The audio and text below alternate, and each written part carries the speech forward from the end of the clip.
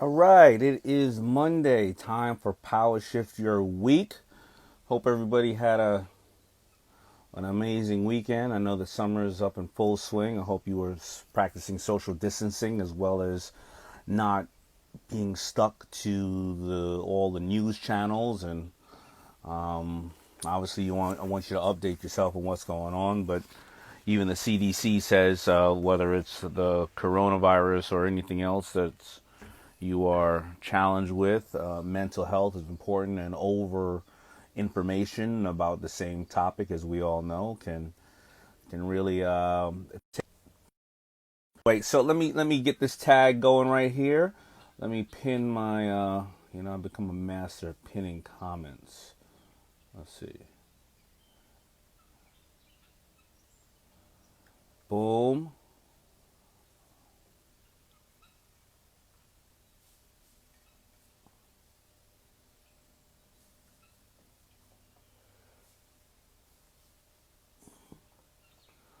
Boom. All right. So I pinned the comment. Powershift Your Week presented by T-Mobile for Business. Thank you, everybody.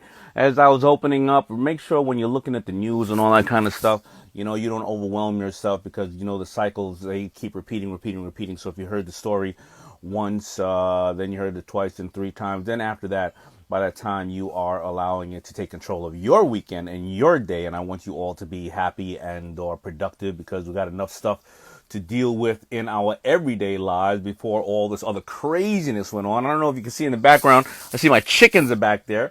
See, let's see if I can lift that up there. You see my chickens? See them back there? That's yeah, there they go. They're hanging out back there. We don't eat our friends, just so you know. Why do I have chickens? Because they are guinea hens, actually, and chickens. The chickens each produce an egg a day, but the guinea hens, each one's supposed to eat 1,000 ticks a day. And up here in upstate New York, in my secret lair, there are ticks, and that creates Lyme disease. And Lyme disease is a serious, serious matter. As well as, of course, I have bats, and each bat eats 1,500 mosquitoes a night. But anyway, that's just a bunch of things I like to give to you so you can know to be the smartest person in the room tomorrow when you are talking to somebody, whether in the room or online. But let's start off with my segment, of course. I love to educate everybody here. Let me fix this camera back again so I can be in frame. All right, so did you know? Be quiet, chickens. Did you know that according to Statista, as of 2019, mobile devices, excluding tablets, generated about half of websites' traffic globally. Half of the website's traffic out there is on mobile devices. All right. So let me tell you a story. I love to tell stories. When we started really going on to the internet, and FUBU we were really cranking. We would put up the designs, the flat designs of what we did, basically the catalog. We put that up on the internet and let people buy from those styles. And in FUBU and our other company, Coogee, and we didn't have great sales. Actually, it was counterproductive because we would spend millions of dollars and we would put all this clothing and all these music videos, and we would do all these great photo shoots for advertising, marketing, but we didn't understand that when people went to their computers at the time, because obviously cell phones weren't, that was back in the flip phone days. They would go on, and the image that they would see would be a flat drawing of what a beautiful sweater. There was the sweater. If we would have taken a great shot of the sweater, it would look way different. They didn't buy. Actually, they got detracted from buying. They got uninterested because their first sight of the sweater when they were trying to attain it, forget in the music video. They see the music video, looks great, looks sexy, can't wait to buy it. They go on and they see this flat thing, this picture look like a kid drew it, because that's how we do in the fashion industry a lot of times, and they turned away from it. They would go to somebody else's site who had better imagery. And that's 10 times more important today. Because today, they don't go home or whatever the case is to the office. They think or hear about your product and they go right. Hey! Sorry, everybody. Maybe we should eat our friends. Now, they go right to your site. Right. Hey! It's so annoying. They go right to your site right now, and then they go and look at your stuff, your product and or whatever. I gotta scare them away.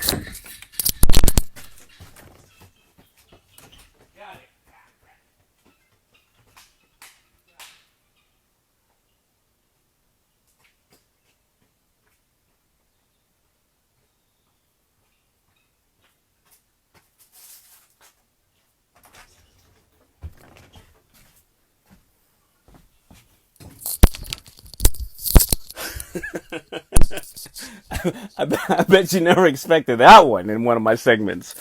We're gonna call it the chicken segment. All right. They would go. They would go right to your site now when they hear about your product. Anything like, listen. When I'm out here with my guys or anybody, I hear about something, I go right to a site. And why? What am I getting at? Why is this important for you to know? Because a lot of times I've looked at investments in people, and they say, I go to their site and I go, this person's not technically proficient, or they don't understand branding or marketing, because I make a quick judgment on people, because whether I'm investing in them, I say, well, the whole world now is moving mobile, and we're going to lose sales, and this person doesn't understand what's going on. And it's hard enough for me to run my site and my business and my social media and everything else, even though I have a great team. And even though we have a great team, we always make mistakes, right? There's always going to be spelling mistakes. There's always going to be, pictures that are not done right, or whatever the case is. So I say all that to you to say that your calling card is your website. And if you think about all that traffic, if you think about the stat was, how many people do you say on the stat? The stat was half of the website traffic globally. That means all the people that have desktops that are working in companies, all the people that have laptops, all the people that are doing, they're not even going through there. They're really going through their mobile device.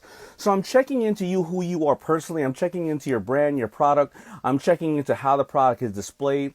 And you need to be able to learn from that and take away from that. What are some simple tips that you can do? Understand photography. Understand the elements. I mean, we just had I forgot her name, who was on just recently, who was talking about the ways to shoot things and the motivation of light and the way that the things could be, really in one corner, and you want all this space because it drags your eye to this corner. Understand how to shoot things. I mean, with our phones today and technology, we can shoot anything. So don't take it casually. It is and think about it. A lot of the ways that your product is out there, social media and everything, those sites are free, right? Instagram is free, right? We're on a device right now. It's free. Now, maybe it won't be free forever, but I'm not complaining that it's free for now, right? So just think about it like that. And I want you to make sure that you understand that and get feedback. Get feedback from people around you on how your site is, how they can make it better. All right. And when you get feedback, just make sure it's constructive feedback. Now, people say, man, your site is garbage, right? That's not constructive feedback. Get constructive feedback. And you know what? Ask them in a way that doesn't make them feel awkward. Not like, hey man, can you break down my site? And then somebody feels like, man, I'm coming and I'm just gonna be chopping you down. Say, hey, what do you like about my site?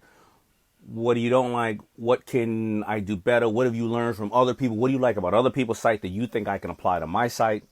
You remember, entrepreneurship is a team sport, and I want to make sure that you all are, you induct as many members as you can on the team. Remember, I always say, when you get feedback, it is not negative, because they took their time to invest in you and think about something that they wanted to share with you. And a lot of people may call it feedback, but we call it focus groups, right? So make sure, major corporations, the most profitable, I read a study, the most profitable products in many of the major corporations are the ones that were created out of customer complaints, right? Just think about that for a second. When you think about people giving you negative information, there's a big ketchup company. We all know the ketchup company, right? Remember, you got to take the bottle, you got to hit it right on that 57 to get it all out, and it doesn't, it just doesn't come out right, and then half the time you spill it. Well, they went around to many, many homes, and you know what they realized? Half the people were putting their bottles in the refrigerator upside down.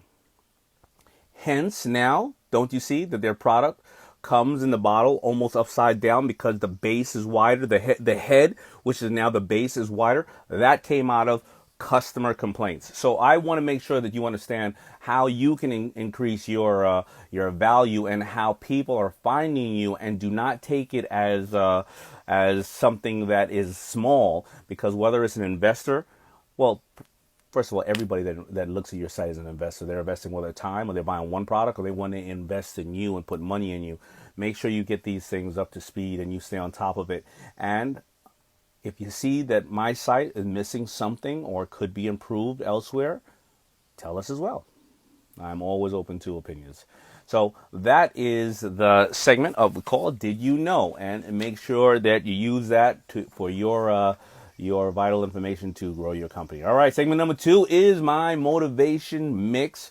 And it's Powershift Your Week Motivation Mix. It's on Spotify. I have my Spotify list where you can go there and look at all the things that motivate me. And let me tell you the song. I really love the song. It's Underdog by Alicia Keys. How many people out here know Underdog by Alicia Keys and love Underdog by Alicia Keys? Let me see anybody out there. Thank you, Contact 171. Thank you, Mel Sandy. Chef's Crown. What's up? All right, so let me tell you why I love this song. The first time I heard the song, I thought it was actually written about me and maybe my mother, on my own come up, the lyrics. And that's the one the song is really amazing, because I think that music motivates us, because a lot of times when we're down, or we think about songs that were a part of our life when we were coming up, or certain memorable times. It's the soundtracks to our lives, and it can bring us back to really pleasant places, really amazing places. And the reason why I love the song is, check out the lyrics. And these lyrics, I'm sure most of you are going to think they were talking about you as well. They say I would never make it, but I was built to break the mold. The only dream that I've been chasing is my own. So I sing a song for the hustlers trading at the bus stop, single mothers waiting on a check to come. I've been a hustler selling T-shirts on the corner, and my mother was waiting on a check to come, and when I was told that I was never going to be alive, or I was going to be dead or in jail by 21, I didn't allow those things to get to me, and I'm sure many of you didn't allow those things to get to you. So that's the motivational mix of the week, and that is Alicia Keys' Underdog. Please go to my mix on Spotify, my motivational mix on Spotify, my list, and download all those. And of course, I got the Visualize album out there, which is my speaking on a bed of music. And now I want to go into segment number 3, because I'm going to talk to a Q&A with T-Mobile for Business Fan Q&A. Now, remember, last week my Q&A was absolutely amazing, and I'm sure it's not going to be any different this week. So get your pens or get ready to write your notes. And here's who I'm going to bring on. I'm going to bring on a young woman named Black Girl Sunscreen. Her name is Shantae, but I'm going to read, a little bit about her before I bring her on, because as I told you, it's always weird when you're sitting right there and somebody's reading off your thing. So check this out. So Shantae loved being in the sun, but she couldn't find a sunscreen that will protect her skin without covering her in white residue. Now, if you do know, people of color, we always like lotions and things of that nature, but we don't want to look white, because then we look ashy. It looks a little weird, right? So I feel her pain on that one. She did her research and found that there are natural ingredients that can boost melanin production, offer proper UV protection, and be fully absorbed by the skin. She used those insights to create Black Girl Sunscreen in 2016. Black Girl Sunscreen works to educate and empower their customer to protect their skin and their health, and is also made from natural ingredients that make it environmentally friendly. And that's what I really love. And I'm going to get into that with her, because I know that a lot of the sunscreens out there are destroying the coral reef, and I'm going to ask her about that.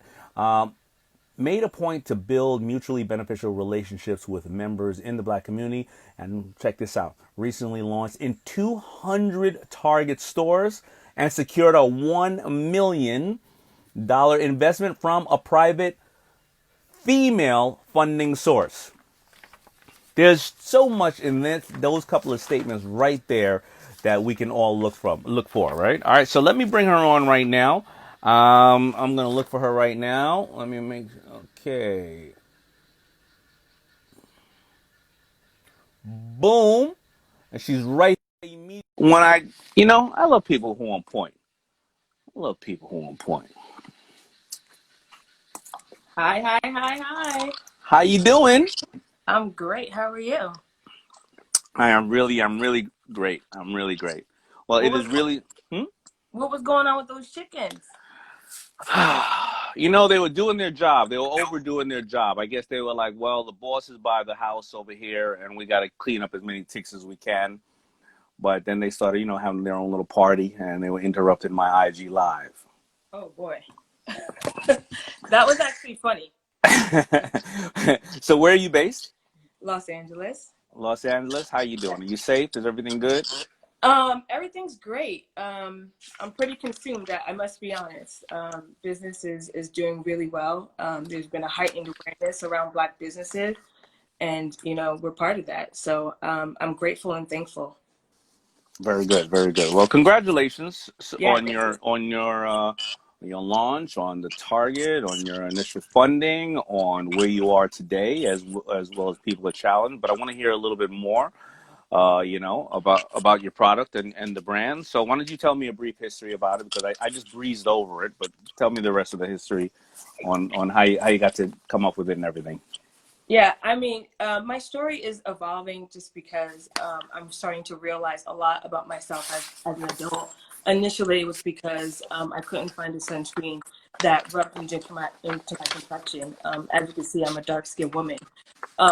But now that I think about it more, I've been a risk taker for a really long time, starting from college, doing my master's, moving from state to state, and now really understanding that removing myself from old environments and putting myself into new environments has created or given me the capacity to be creative. And that's kind of where it came from, being in a really creative space and then finding that, hey, there's a gap in the market and what can I do about it? And when you say removing yourself from old environments, what type of environment are you talking about? Are you talking about mentally, the people around you, physically? Yeah, just both. So both, where I lived and no, so I'm from a small town in upstate New York. Not much going on, honestly. Where's So that down? Newburgh, you ever heard of it? Okay, I'm a mile away from it right now. Yeah, yeah. Oh, really? So Hmm. so you know about Newburgh, you know that it's drug infested. There's no jobs. So in order to really do something, you gotta get on out. It's getting a little bit better as people are coming to build up, but I had to go. Is that the chickens again? It is now. Yeah. Okay, but now you move and getting out of old environment and going into new, and you were starting to broaden your mind, or broaden your thought process. So explain to me, how did the Black Girl Sunscreen come up? So being, in South Florida for 13 years, going to the beach and then jumping over to Los Angeles and hiking and just being really outdoorsy, my friends would encourage me to wear sunscreen. And I'd be like, no, look how I look, right? I'm looking crazy right now. Yeah. And that wasn't okay. And I couldn't be the only Black girl that wanted to protect her skin from the sun, but felt this way. So I literally just jumped on Google, put in keywords, sunscreen for brown girls, sunscreen for Black girls, and came up very shorthanded. And then the question was, can I do something about it? But, but where was the need to want to wear sunscreen first? Because I know that the big misconception, I can be very honest, and I'm guilty of it as well, that growing up, we didn't necessarily need sunscreen, right? And I know that's a huge misconception, but that's what we always thought, that we didn't need it, or maybe if I go to the islands, I'd use some aloe or this and that. And I'm not even sure if that was proper. Um, where was your need to want to wear it? Did you know the education behind it and said, "Listen, I'm in danger of the sun," or um, well, I think I should? I mean, where was the desire to have sunscreen, and who educated you on the fact that people of color needed just as much? I got that education myself and after developing the product or before developing the product. But truth be told, like I was that girl that would go outside at a pool party or a barbecue and sit in the shade. right? Okay. Because I thought that I was going to get darker, and my skin was hot, meaning it was burning. So I would be afraid just to be exposed in the sun, and that's why my friend said, "Hey, maybe you should put some sunscreen on. Your skin won't burn, and it's supposed to protect you from the sun." So that's really where the initial need came from. Okay. And now you say it's environmentally friendly, and what does that mean? Oh, so we've been really progressive with that. So oxybenzone is a really big word within the sunscreen industry, and Black Girl Sunscreen, we removed that when we launched, even though we got pushback from our manufacturers. But it just means that we are coral reef friendly, and coral reef is just what feeds the aquatic life, and without it our society is doomed. So Hawaii was the first state to ban sunscreen products with oxybenzone. Key West was the next place to ban it, and then it's just going to snowball. So really right now, your sunscreen is considered a good sunscreen if you have eliminated that ingredient. Oxybenzone is Yep. something that one second. Let me oxybenzone is something that we should make sure we do not have in any of our products, correct? Absolutely. So So whether it's yours or anybody else's, that's the one thing that is destroying the coral coral reef. reef, yeah. And why would manufacturers or any kind of retailers say, well, you need oxybenzone in there? Well, so from a manufacturer perspective, they're used to doing things the old way, right? Like, no, we're not changing this because this is how the industry has been doing things for years. Why would we listen to you? No, that's just kind of like a trend, right? So that was from a manufacturer perspective. And then when reports in the FDA started coming out with, hey, here's the backup about oxybenzone, that's when it became a no-no. So probably be in about 2017 or so. And after that, did a lot of other manufacturers comply, or do you feel that the market is still about 80% of people who are using oxybenzone? No, no, it's definitely changing. So, for example, we have a partnership with a major retailer, as you announced, and Black Girl Sunscreen has a clean badge showing consumers that hey, we have complied with this no oxybenzone kind of rule and regulation. So, I would say that sunscreen companies are starting to transition, and from a consumer standpoint, they're looking for sunscreens without oxybenzone. Got it. Got it. One second. I'm trying to adjust something on my screen right here. Yep.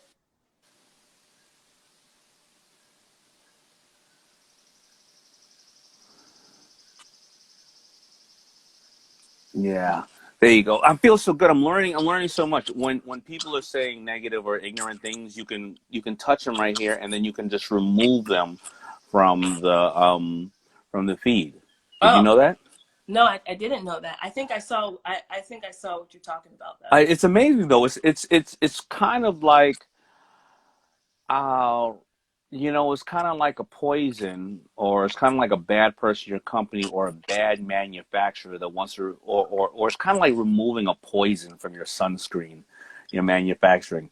I feel so good about it now. Again, that's being a risk taker, right? That's me saying, hey, I'm going to go against the grain and do it a way that hasn't been done before. So now we are standing out, and now we're making a statement. So are we not just good to protect for the skin, but we're good for the environment? And that's the mission and the vision of Black Girl Sunscreen, is to educate, first of all, people of color about sun protection, and then to show, hey, we are socially involved as well. Now, the beauty of scaling, and the challenge of scaling is creative minds like you who have went out of their way to say, how can I make this better? And let me ask you something. This is good. This sunscreen is good for people of any shade, correct? I mean, Absolutely. or are there other ones that are more advantageous for people with lighter skin? No, no. So, I mean, it's just like FUBU, right? We are Yeah, we talk to literally a particular consumer. I'm a right. Black girl talking to other Black girls. So which have been ignored from that conversation, from sun care conversation for years, Daymond. You couldn't find us frolicking in a sun care ad, lying on the beach, basking in the sun. That just wasn't happening. So can Black Girl Sunscreen and BGS Kids, we have two products, be used on lighter skin complexion? Absolutely. But I want to make sure that people of color know that, hey, we can burn. We are susceptible to melanoma, which we don't necessarily talk about. And then on the cosmetic side, it's great for hyperpigmentation, dark spots, premature aging, and fine lines. So why are we not able to take advantage of something that can help us? Well, first of all, I haven't heard the word frolicking in years. So frolicking in ads? Frolicking, yeah, like, Mm. pouncing around in the sand, Yeah, I got it. frolicking, I got it. No, and I think that that's important, right? It was the same as FUBU. We were making it for a segment of a market, hit people who loved hip hop, and we didn't care who you were if you loved hip hop. Like I always say, we dressed the Beastie Boys all the way to Public Enemy. It didn't matter, right? yeah, So now being an entrepreneur who've already done this, you've gone through the hard part, and it's going to still get hard. It's going to be challenging. Everybody thinks it's an easy road because you're going to have a lot of people coming after you trying to do something similar. You're going to have big companies trying to do their version of it. They're going to try to, stop you in the stores. And the biggest challenge with entrepreneurs is scaling. A lot of us want to scale very quickly because while we have this opportunity, we're like, it took me 10 years to get to this point. Now I got to take advantage of it. However, there's also sometimes the go narrow and deep and be the best at who you are. Are you facing well, where's your lip balm? Where do you do outdoor stuff for, like, right now? These mosquitoes have been lighting me up, and I mm-hmm. am not sure why. And of course, I do not want to wear DEET.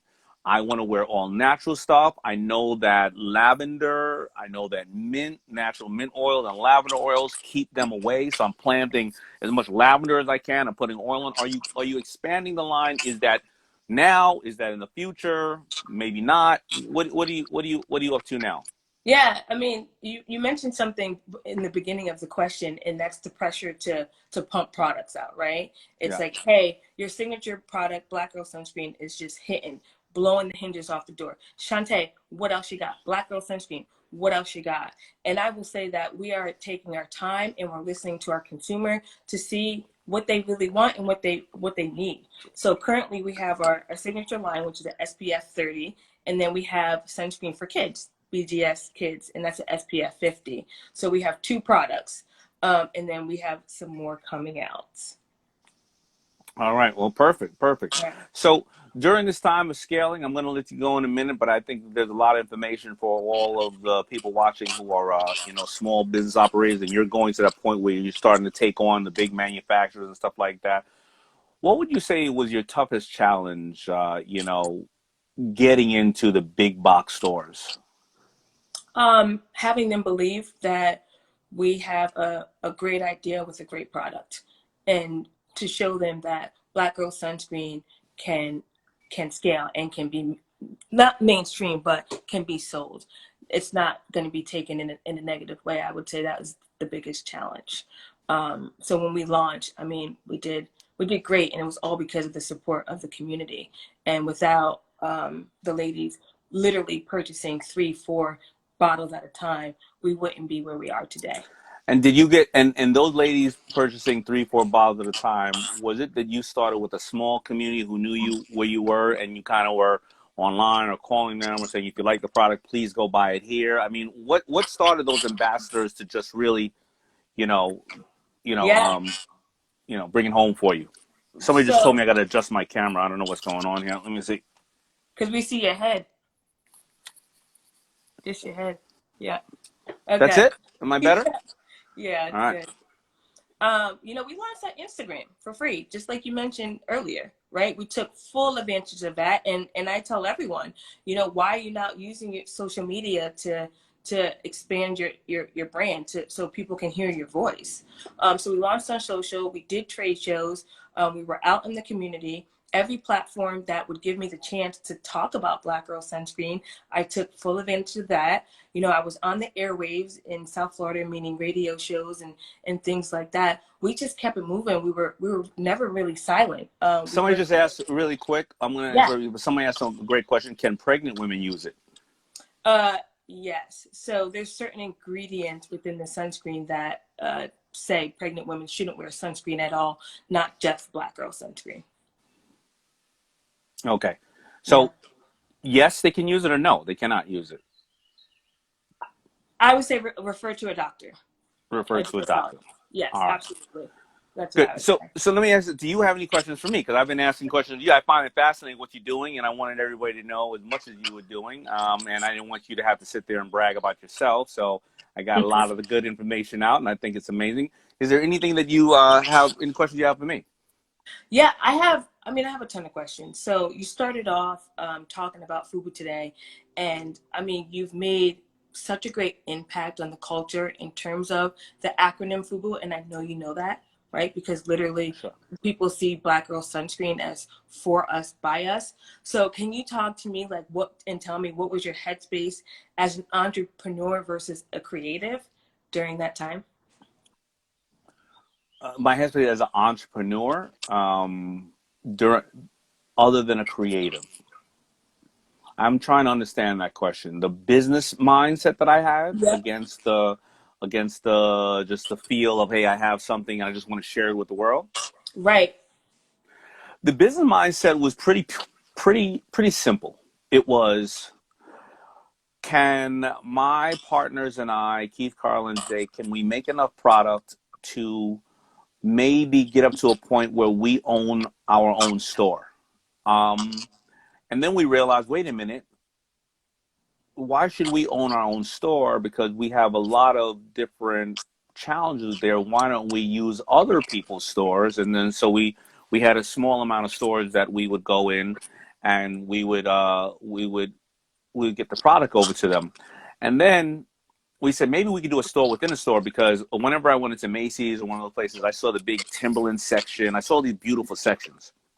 Mm-hmm. But a lot of stores that we sold to in the hood, they didn't have beautiful sections. They just had hanging racks. So I remember going out and printing 10,000 posters. They were black with just a big FUBU symbol in them. And we would say to the guys, hey, you have that little section over there. It's like, it's crappy. Can we make it a FUBU section? And we go in there and we put all the posters up, probably about 40 of them on cross corner of the wall. We Mm-hmm. would buy one or two racks, really nice racks, and just put it in there. And then we would do that probably times 8 stores in the city, and we would have 8 small stores within stores. Got it. And so what we were using was their ability to pay their real estate and everything else, but then we were also making our section really good, so the kids would come and buy and move the goods quicker. And that was the first step of me trying to go into business. And then I said, how can I sell 24 hours a day? And when my head is on the pillow, how can shirts be selling? All right. After I have these stores, there are 8 decently respected stores in New York.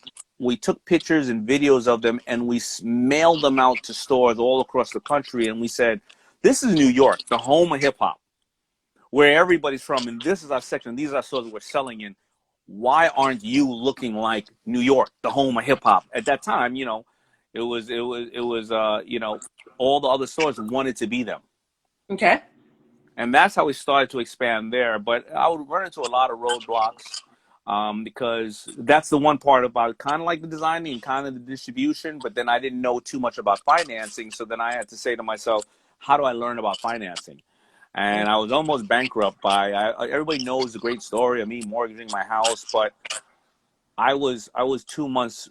I would have been homeless in probably 2 more months if I didn't get a deal with these guys named Norman and Bruce over at Samsung Textile Division, because I didn't realize how much I was in the red at my business, and I thought I knew everything. And that's when I said I got to get other people and I got to get other mentors, because we just don't know it all when we start business. And I'm sure you've experienced it yourself. you can't know manufacturing, design, warehouse, shipping, billing. I mean, social media, advertising, marketing, the books, the legal. I mean, you got to get people who are going to really help you. Yeah. So that actually was kind of going to my next question. So what was the feeling when your brain went from niche to mainstream? The feeling was I've waited all my life to get to this point and nothing's going to stop me. And I'm going to work even harder than I ever can before. But I did have to also look at the data. And the data was that a hot fashion brand lasts 5 to 7 years. So I couldn't be egotistical and say, we're going to be around forever.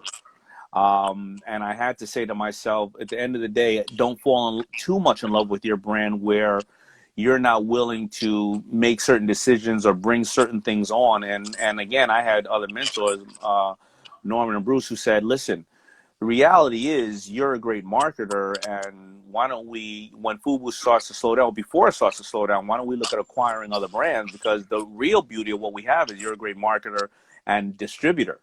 And you have all the retail connections, and you have everything else. So why don't when we're at Macy's, and I always use Macy's, of course, because it's a great store. But when we're at Macy's, you're in the young men's section.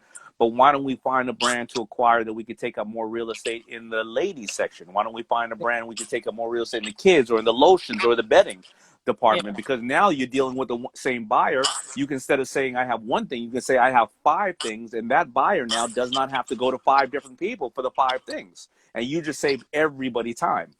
Word. Thanks for that. Thanks for that. So where do you think shopping and retail is going to go now post quarantine? A lot more are going to go online. You're going to have to create an experience wherever you are. Ted from my company said the best. He said, if a newspaper company thought they were only into newspapers and they wanted to sell more newspapers, then they were in trouble. But they realized they were a content company, then they would change with the times, right? And how do these places that are having, listen, humans want to be around each other. I mean, that show was because of the spike in COVID, right? Everybody wants to be out and around each other. We're going to want places to go. But what's the experience going to be when we go? And how is the retailer going to grab a hold of that person and still sell them when they go home? But they're going to be able to allow them to come in and also experience something. I think a lot of retail spaces are going to reduce their imprint, but I think that they're going to have to put way more into the experience there. Yeah, I just want to circle back to that last question. I mean, you said a lot in a little bit, and I needed that because right now I'm just really in love with Black Girl Sunscreen, right? And we talk about brands having a timeline, and everything is just happening so fast, and I'm working so hard, but it's like certain things I have to let go. So I needed what you just said, and maybe kind of shifting the mentality just a little bit, right? As you go to mainstream and start to really grow. And people in the comments are just like, good questions, dope questions, and you had a dope answer. So I have maybe 1 or 2 more questions Yeah. that I'm dying to know. So what was your initial reaction when you heard about Black Girl Sunscreen? And what advice do you have for us? Well, Black Girl Sunscreen, when I heard about it, it said it all right? And my initial reaction was like, duh, why didn't I ever think of that? Or, are you kidding me? You know Okay. what I mean? That had to Okay. be out for years. Why Yeah. not? Yeah. Right? Look. And then my next reaction after that was, how do you find in that market, how do you find the ones that do know how much they do need it? Because of my ignorance as a person of color, it was only after I got to a certain age that I realized, because my wife happens not to be of color. She's white, and she would always say, hey, you need to protect your skin. And she pulled up the stats and the facts, and I said, wow, I just didn't know. Yeah.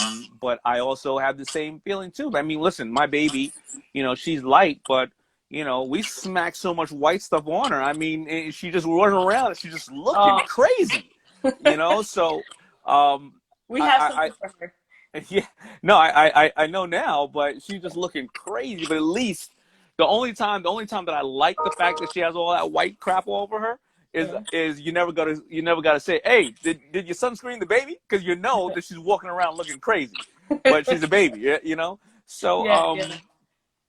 yeah, but I think it's a brilliant idea, and I think there's so many. I think that it's something that's so needed, and the good thing and the bad thing about when you have a segment of a market who don't know they need something is the bad thing is you don't want to shoot your advertising and your marketing like a shotgun all over the place because a good portion are either not going to know they need it or don't care.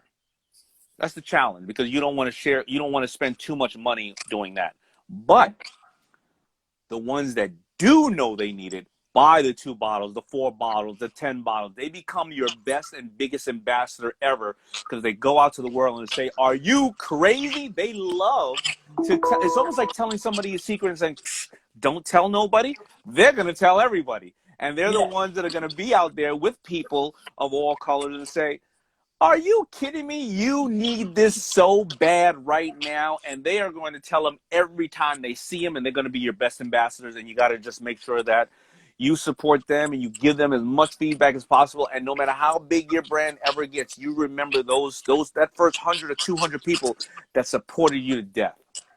So that was advice within advice, literally, right? So what other advice do you have for a young Black female in a white-dominated space in today's world? You know, remember that you're a young Black female in a white-dominated space, which is we can only walk into rooms and we can only feel either inferior or superior, or we add value. And being, you know, and I know that we're in a touchy time in the world, but all of us who are of color know that many times in our life we've walked around almost not in shame, but ready to take on the naysayers, the odd looks. I don't care if you're getting on a bus or you're walking into a store or somebody's grabbing their bag with her next to you, you're walking into an interview or it's a teacher. We've always been used to the potential of somebody looking down at you.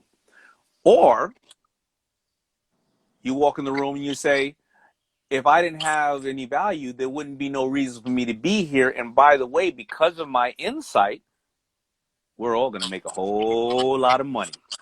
We are all going to make a whole lot of money because I'm going to bring to you some stuff that you never thought of, and you're going to bring to me some stuff that I never thought of. And when black and white gets together, it makes green. It's just a beautiful color, and we're going to change the way people think, and we're going to change it by doing amazing things where people are going to say, I don't know about any color going on around here. I know we're having a good time. We're educating people. We're making a lot of money. You know, it's like me being the token smart guy on Shark Tank. It's hard being the token smart guy on Shark Tank. It really is.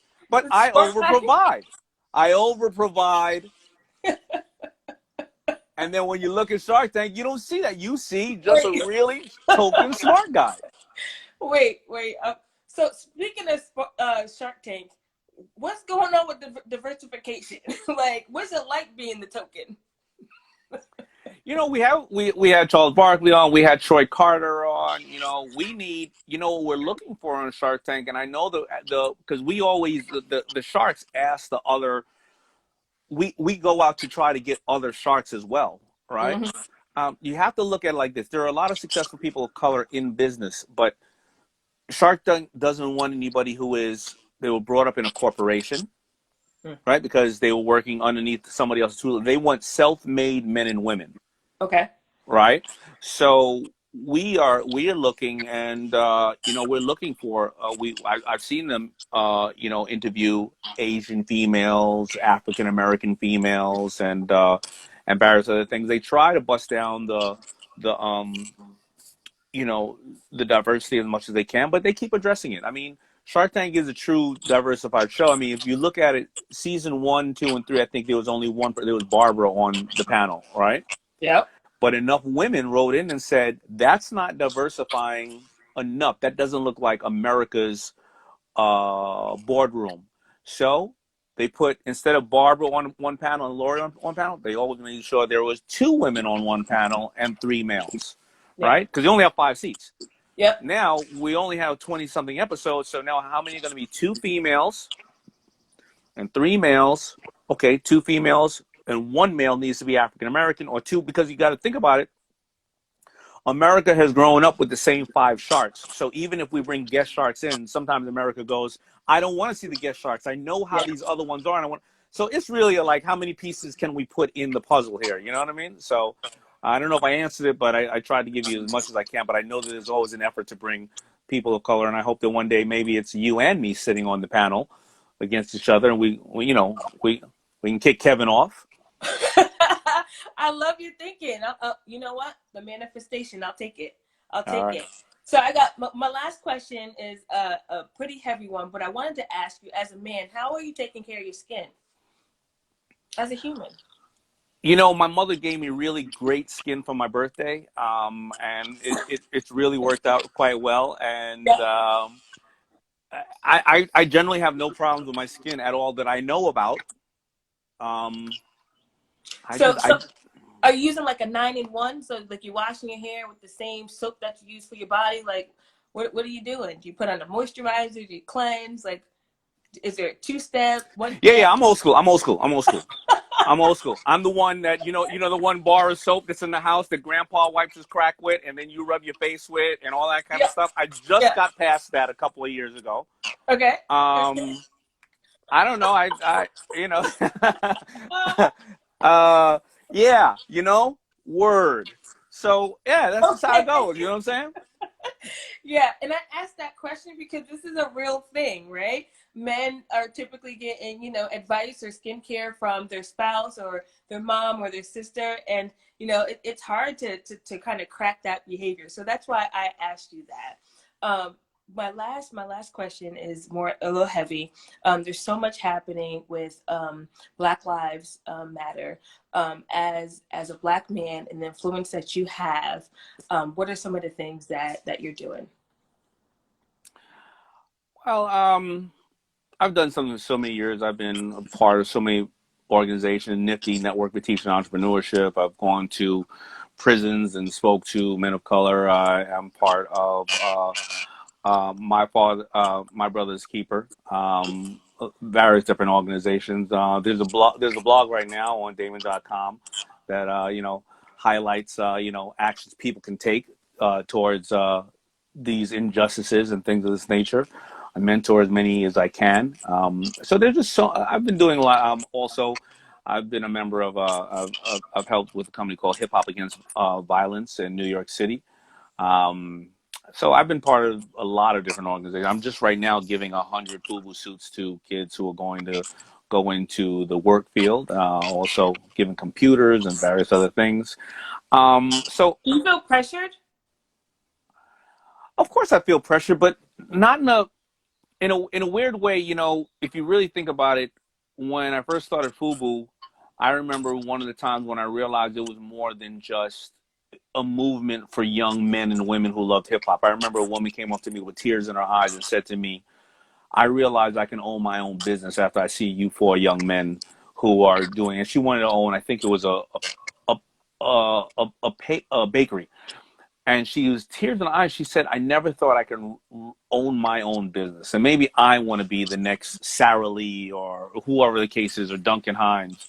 Um, so after that, I felt that there was a responsibility that I had, especially when going on Shark Tank and writing books, to say that the perception of people of color or people of any industry that they don't know the fundamentals of business, and the fact that um, I can be a man who can walk in the room, be proud of myself and my color and who I hang out with, whatever the case is, but yet I can sit down, we can talk numbers, and we can go over anything we want.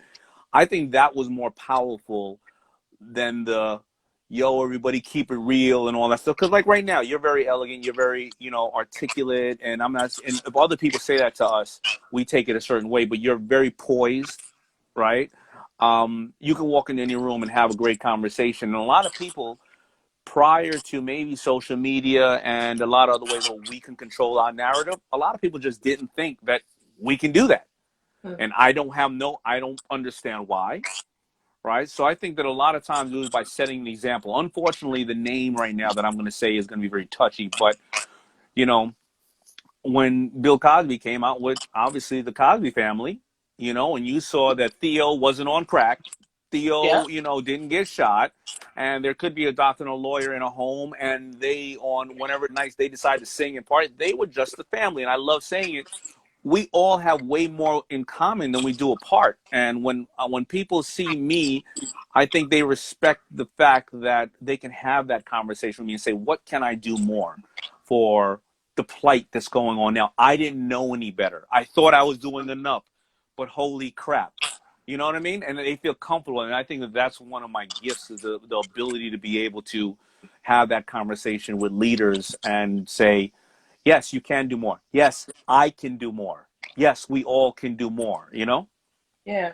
Yeah. It's a heavy conversation. But living as a Black man, this has been your life, all your life. Yeah, Um, I was talking to another CEO who has a big company. He has like 4,000 people work for him. And he said, I've been talking to my employees, and when I talk to the people of color, they're not angry or upset or mad because they seem like they've been through it so long that they can have the conversation calmly. He said, but the young white people on my campus, they want to fight. They are mad. They are like, put Black Lives Matter all over the campus. They didn't realize it was this, and they're coming into their age of saying, holy crap, they're angry because it's new to them. You know what yeah. I mean? So yeah, it's a very, very, very crazy time in this country, but we're all going to get through this together. Um, that's the hope. I mean, just from when I was growing up, I've seen the progress, I felt the progress, and I know that this is a generation that's making the most change. Like, Yeah. I feel really proud of who I am and what I represent. Yeah, same thing. I feel proud of who I am, who I represent, but I feel even more proud about the young generation of all colors who are coming together. And they're like, we're not going to take it anymore. And no, this ain't going to be 3 days. We ain't going to fight for 3 years. This ain't going to be 7 days. We're going at Yeah, this. like We're going to 2 weeks change this. now. Yeah, yeah. We ain't going to stop, homie. Let's go. All right. Thank you for having me. This Thank was you fun. so much. I wish you all the best. Thank you for educating me and everybody else. And thank you for T-Mobile for Business for highlighting you and bringing you to all of our attention. And I really wish you all the best. And I'm going to start wearing your product now. And I'm going to start talking about it as much as I can. Thank you. Stay moisturized and protect your skin. All right. God bless. Bye.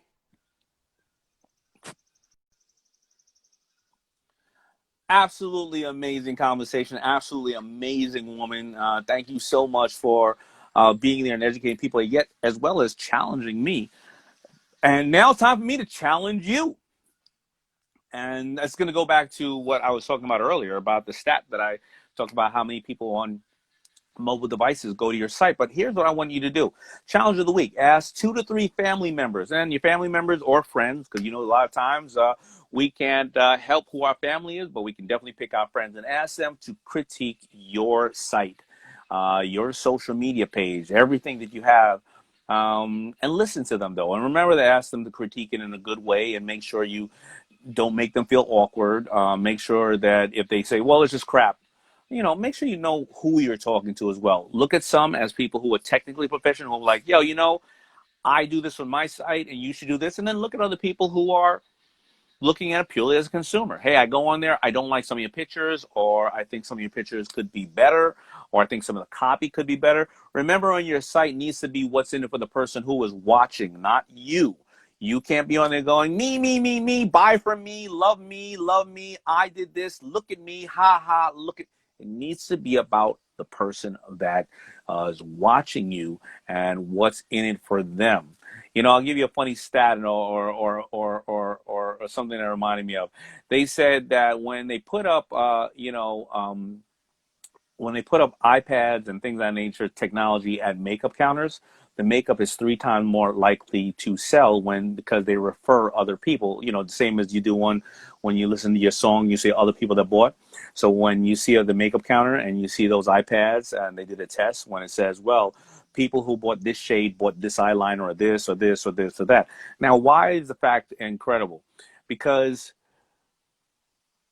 when a lot of women or men, whoever are consuming the makeup, when they go to the counter and the person at the counter suggests something, there is a 50% chance that they don't want to buy something that that other person suggests because that person could remind them of somebody their boyfriend used to date.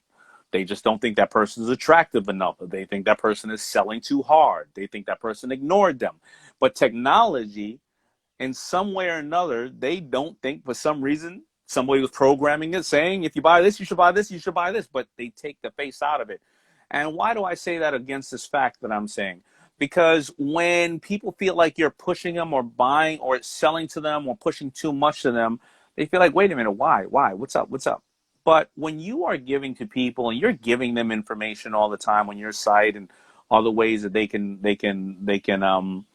utilize information in their lives, then they want to buy from you. So make sure your site is and all that stuff that you have is really up to par, and keep getting more and more insight. And if you see anything that I'm doing wrong or could be better, please make sure you mention it. All right. Tiffany Brooks. Tiffany Brooke, I think you said that you accept that challenge. So go out there, and I wish you all the best. So thank you for tuning in to Powershift Your Week, presented by T-Mobile for Business. Thank you to Black Girl Sunscreen. Thank you to my chickens for staying quiet. Remember also, catch me tomorrow. Let me see who I have on here tomorrow, because, tomorrow, 1 o'clock, I'm going to bring on 2 people. I'm going to interview them, and I got Bethany Frankel on tomorrow. I got my girl, Bethany Frankel. She don't pull no punches. She don't hold back. She's going to come raw. And I got D. Murphy, my guy who has 5-4 denim. And we're going to talk to him about subscription models, because he does an amazing business with subscription models. I think he also had Young and Reckless, the other clothing brand. So a lot of you who like clothing, who follow me because of that, we're going to be talking about that.